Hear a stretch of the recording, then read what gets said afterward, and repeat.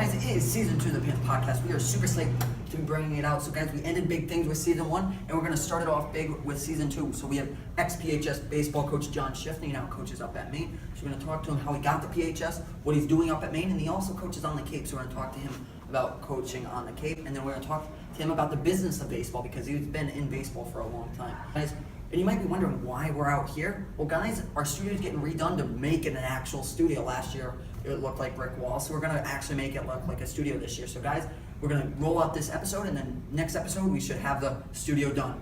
We are now joined by legendary PHS baseball coach John Schiffner, so let's jump right on into the interview. All right. So can you tell us about your journey of becoming a PHS baseball coach? Well, it was kind of an interesting story. I had met Bob Schaefer over the course of that summer. Bob is now the special assistant to the president of the Washington Nationals, and Bob was at that time the Ledyard High School baseball coach, and Bob was coaching. He was the head coach or manager of the Hyannis Mets in the Cape Cod League, and I was the assistant to Chatham A's in the Cape Cod League. This was the summer of 1978, and Bob asked me about, we were just, I was introduced by the man that I work for, the head coach, Ed Lyons, who was friends with Bob for a long time. And we're just chatting, and what do you do? And I said, well, I just graduated from college a little while ago, looking for jobs, blah, blah, blah. And he said, well, geez, my friend is assistant principal at Plainfield High School in Connecticut. I understand they might be looking for a social studies teacher. And he said, here's his number, give him a call. So this is on a Monday, or on a Sunday. So next morning I called Plainfield High, and George Dropo answered the phone, and I spoke to him briefly, introduced myself, and he says, well, it's really nice to meet and talk to you, and a friend of Mr. Schaefer, that's fantastic, he's a good friend of mine.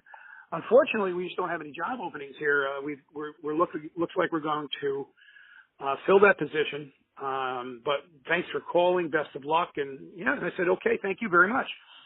So at that point, I was supposed to go back to Uppsala College in New Jersey as a grad assistant in baseball, and that was fine with me. That's okay. I'm in coaching, and so that works.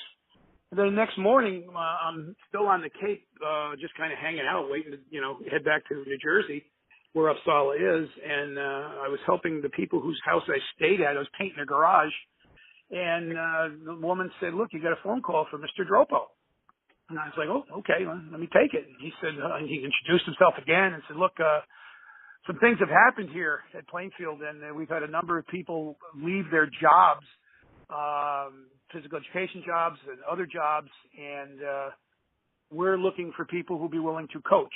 And I said, oh, okay. And he says, well, could you be here tomorrow, which was Wednesday, and for an interview? And I said, sure, okay.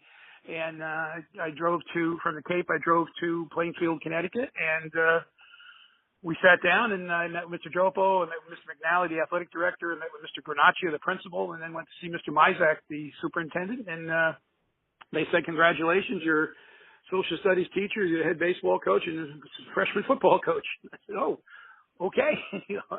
And they said, the superintendent looked at me, and they said, and football practice starts in 30 minutes. You might as well see if you can get changed. And that's how I got there. Wow. So you basically just got right place at the right time. Exactly. Yeah, it could not have worked out any better.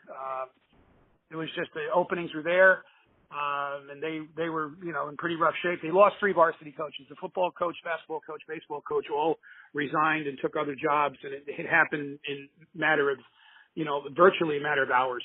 So it kind of caught them off guard. And this was pretty late in August. So they were really scampering to get teachers and coaches, and it just so happened I was available. Yeah. So you coached at the high school from 1979 to 2011, and with your 33 years of coaching, you made it to the state tournament times 31 times. So that's a pretty impressive number. So could you take us through how you coached the team to get there that many times? Well, it wasn't a matter of coach. It's not rocket science, first of all, and I have to say that the back in the day, and I understand it's still doing very well. The feeder system was fantastic, and the Plainfield Moose of Little Leagues.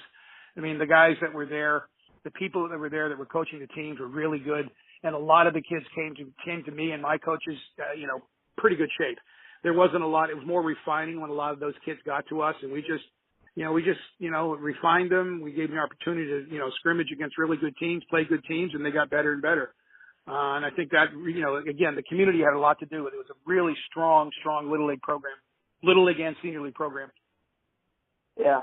And so what are some of your fondest memories here at Plainfield High School? Oh, there's so many. I was there for so long. 35 years. There's so many. I think I can answer that in just the people I met. Some of the people I met were just phenomenal individuals. They were great friends. They were great parents. They were great supporters of the school system, the athletic program in general. The people I work with, my colleagues. We had a blast. I couldn't think of having a better time with some of the best people. I still stay in touch with many of them and missed many of them terribly. It was just a great overall experience. And, the kids, I was able to coach basketball and baseball and football. So you meet so many different parents, and it was just a great experience. That's the way to put it. Instead of talking about, individual things, but, you can talk about the championships that we won. You can talk about the championships that all of our sports team won. Those are really, really important. You can talk about the kids who went to college, and, it's been so long since I was there. I'm finding out that some of my ex-students are now retiring, and they're retiring very successful individuals. I think that's cool. To me personally, I think it was the fact that we were able to get, I believe the number was 54 or 55 of my former players were able to go to college and play baseball. Some of them actually were able to receive scholarships, and they were able to play college baseball. I think that's the one thing I will stand on. I think that was the most important thing individually for me, that we got them an opportunity not only to get to college, but also to go and play college baseball. So that's your big thing, that to build a player up to make sure that they can basically achieve their dreams of playing college baseball. So that's your the thing, to be honest, the thing is to get them to college. Let's get to college. And then the bonus is if you can play college baseball, it's phenomenal. But that was the thing. Give them a target, and the target is college. And if baseball is going to help them get there, then that's fantastic. And in November of 2017, you were inducted into the Connecticut Coaches Hall of Fame. What was that feeling like, saying that you made it with your 35 years here? Well, it said, again, it goes back to Plainfield. We did it the right way. People recognized what we did with the baseball program. And, I always told people that, I didn't build a program. This town was a baseball town, and I just maintained it. And be able to maintain it for 35 years. And, again, you make, or 33 years, you make the state tournament 31 times. People recognize that. And they're saying, hey, they do it okay there. They do it the right way there. And, we always said that. And we're sending young men, out into the community, whether it's they did not go to college, but they went out in the community and they were able to play ball and have a good time. And that was always my philosophy, is just have a good time and enjoy it. And I enjoyed it. I couldn't wait for spring to start. I couldn't wait for the season to start. And, I had some wonderful players. We had a great time. I still stay in touch with a lot of those guys. And that, that me getting into the Hall of Fame as a baseball coach is not as much an individual award as much as it is team and school. I accepted that award for Plainfield High and the kids that played ball for me. That's really cool how you call yourself more like not the architect, but the builder, that you keep the project together almost. That's it. That was it. I maintained it. I inherited a very good programs and really, really top-notch players. And our success rate was good. The kids would go back and tell their friends in the Little League, hey, it's really fun to play high school baseball up there. We learn a lot about baseball. We have a lot of fun. We go places. It was, that's important. It's a part of the high school experience, I always felt. And now I'm going to take you away from PHS for a little bit. You coach for the Chatham Anglers in the Cape Cod League. So if people don't know, it's basically a college summer league. So how has it been your experience up there? And before you answer that, I want to give some of the people listening the numbers of your amazing stats you have. You coached 39 MLB first-round draft picks, 125 former MLB players, and one of your most distinguished players you coached is the 2015 National League Rookie of the Year, Chris Bryant. So could you tell us a little bit about being up there on the Cape?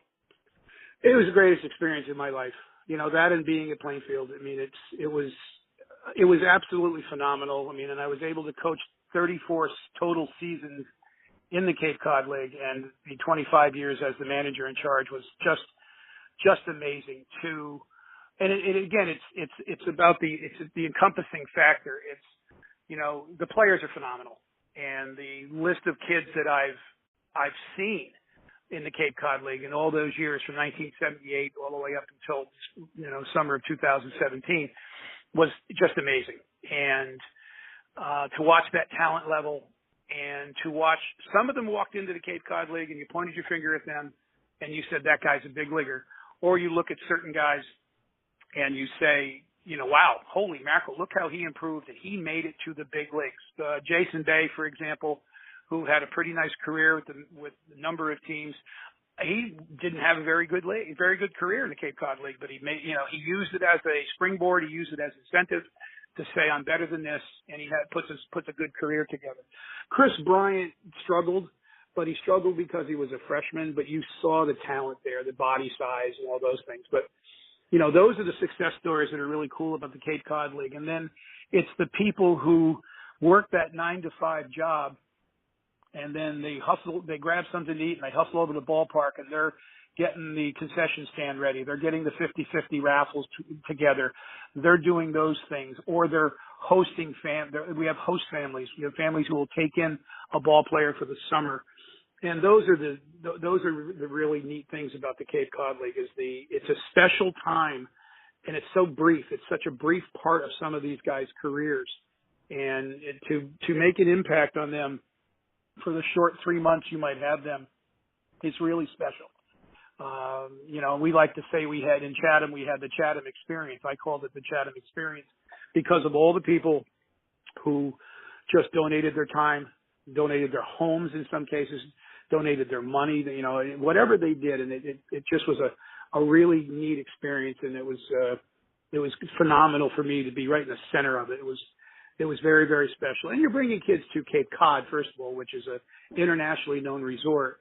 And then I told a lot of people for many, many years, and I still will, that I had one of the 10 best jobs in amateur baseball, that I was a manager in the Cape Cod Baseball League. And then I'll get a little, protective and say I had the best job because I was in Chatham. Chatham is an amazing town. It's just absolutely gorgeous. And the people there get behind the ball team, and it's pretty special experience. And one thing that I really talk about how special Chatham was to a number of my players. 5 of my ex-players came back to get married in Chatham. That really says a lot for Chatham and the Chatham experience. That really does just show how much Chatham means to these guys that come up there for, like you said, 3 months, and it makes that big of an impact to say, I'm going to get married where I played ball. That's really cool to see. Yep. No, that's, if there's one, again, the experience for me was phenomenal. The big leaguers I was able to coach, and the guys that didn't make it to the big leagues are still great people, and I stay in touch with many of those guys. But that's something to really hang on run it up the flagpole in Chatham, that these kids thought enough to come back and get married there. And many of them come back and, years later and say to their children, here's where daddy played, or, it's pretty cool. And all the teams experience it. I'm not saying we're the only ones that do that, but it's been very, very special for us. And it's the Chatham, the unofficial Chatham baseball alumni is a pretty strong group of guys. Yeah. And so you worked at the highest level of baseball. You were a scout for the Montreal Expos from 1983 to 1989. So how was that opportunity like? It was interesting. It was. I saw a different aspect of baseball. It was fun. It was sometimes grueling. Running around. I was still coaching Plainfield baseball in the spring, so I'd leave Saturday practice and drive to places, where I'm going to watch a game on late Saturday afternoon, Saturday night, or even Sunday. Then they were very nice to me during the summer. Most of the time I covered the Cape League, so that worked out pretty well. So, but I saw baseball from a different end of it. That was the first time I was truly exposed to the business end of it. And so, to some people, what would you say your main goal of a scout was? Because different scouts have different have different moral philosophies of what they want to do. So what was your big goal? Well, the philosophy doesn't come from the scout. You are told each team has their own philosophy of what their draft pick should be like. And certain teams will tell you they want size. Other teams want velocity. Other teams are just looking for the best players available. And that's something that the team and the farm director, the scouting director, the general manager develop the philosophy, and then they give that to their scouts and say, okay, here are the parameters, and you go find us these guys that fit these parameters. I never even understood. That is quite fascinating to see how much business is basically there. Well, it's just, again, it's the philosophy, and that's why some teams go through changes. When they change general managers, sometimes the philosophy completely changes, where the general manager will convince the owner of the team and the team president, well, this is what we need to do here, and we need to bring in more guys like this, or we need to bring in this kind of guy, with physical stature. Some teams back a long time ago, the Pittsburgh Pirates they didn't even care unless you ran under a sub 6'8", 60. Some organizations will not draft a right-handed pitcher if he's not 6'3" or taller. Those they now, and I was scouting in the 80s. The metrics out there now are just incredible. So it's, and they're feeding information to the computer. The computers are now scouting for these guys now, because they will tell you, we're looking, because you can go to these scouting services and they give you metrics on a guy for years. Even we have that here at University of Maine. We have a certain scouting service that I can look up a player who plays for UMass Lowell and monitor every at bat he's had since his freshman year against every team he's played. And that's just here at UMaine. Some of the Power 5 schools have even more intricate scouting services, and the big leagues have amazing scouting services. So the game has changed dramatically since I was a scout. I mean, when I was a scout, it was gut.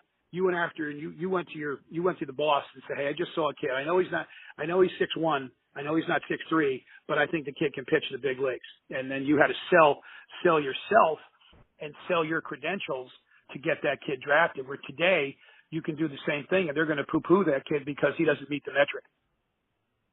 So it used to be you're selling them, but now it's really the data selling the kid to the Yes, it's data-based now. There is very little gut left, which is kind of sad. It's kind of sad because that, it's the metric doesn't show you the kid's heart. What is that kid like with 2-2 with the winning run on third? What's he going to do? The metric doesn't tell you that.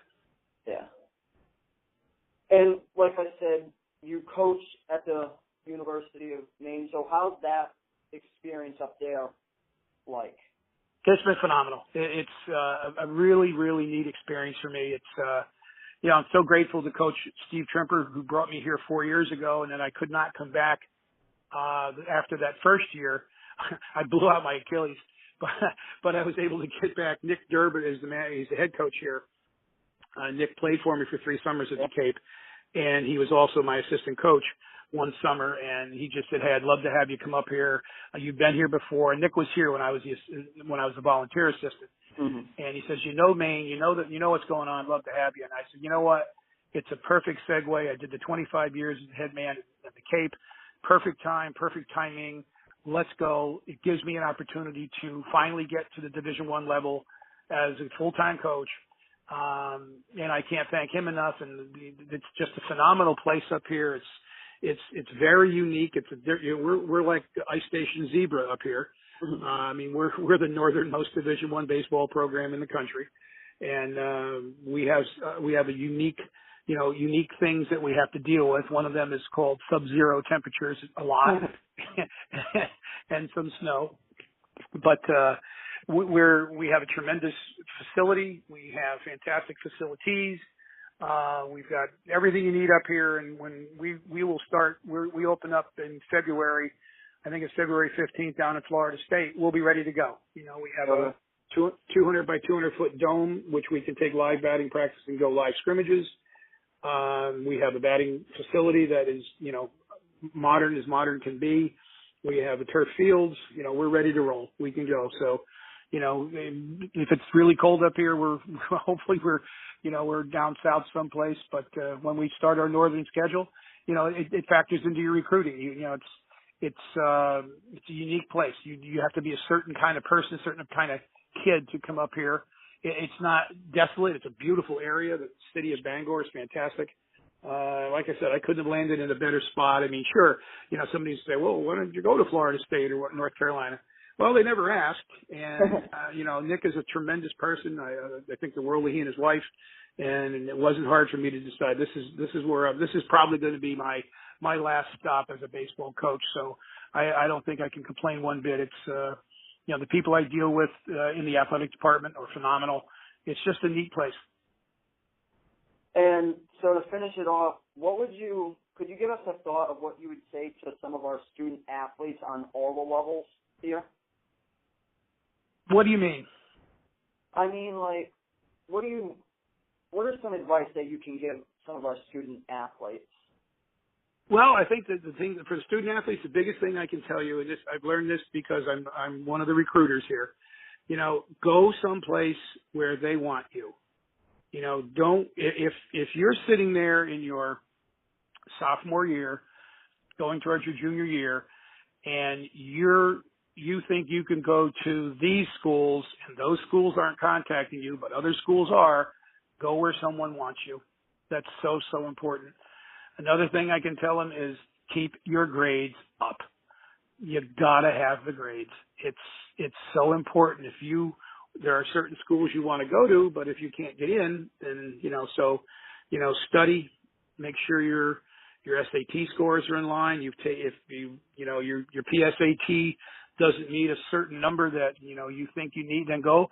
Don't be afraid to go get some help and get some instruction on how to take the SAT properly. Unfortunately, it's still the great measuring stick. No matter what people say about it, your transcript's great, your recommendations are great, but they still want to see that SAT or the ACT test score. Don't take your grades for granted.